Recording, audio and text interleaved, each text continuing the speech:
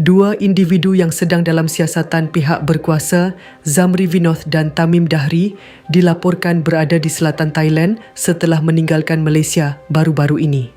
Menurut laporan berita harian, sumber keselamatan Thailand menyatakan bahawa kedua-duanya memasuki negara tersebut melalui pintu masuk darat Sungai Golok, Narathiwat yang terletak di sempadan Rantau Panjang, Kelantan, menggunakan dokumen perjalanan yang sah.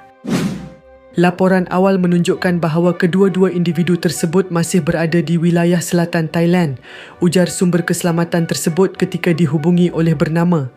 Pihak media melaporkan bahawa mereka telah menggunakan dokumen perjalanan yang sah ketika memasuki negara jiran itu dan kemudian dikesan berada di kawasan selatan Thailand. Sebelum ini, Ketua Polis Negara, Datuk Seri Muhammad Khalid Ismail mengesahkan bahawa siasatan terhadap Zamri dan Tamim telah selesai, tetapi kedua-duanya dipercayai telah melarikan diri ke Thailand ketika proses siasatan masih berjalan. Beliau juga menyatakan bahawa usaha untuk mengesan dua individu tersebut kini giat dijalankan dengan kerjasama pihak berkuasa Thailand.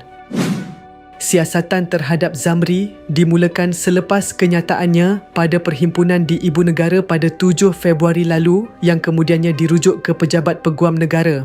AGC mengarahkan pendakwaan terhadap Zamri di bawah Seksyen 505(B) Kanun Keseksaan kerana kenyataannya yang boleh menyebabkan khianat awam atau ketakutan. Siasatan juga dijalankan berhubung kenyataan menghina kaum India yang dirujuk ke Pejabat Pendakwaan Pulau Pinang untuk pendakwaan di bawah Seksyen 4(1) Akta Hasutan 1948.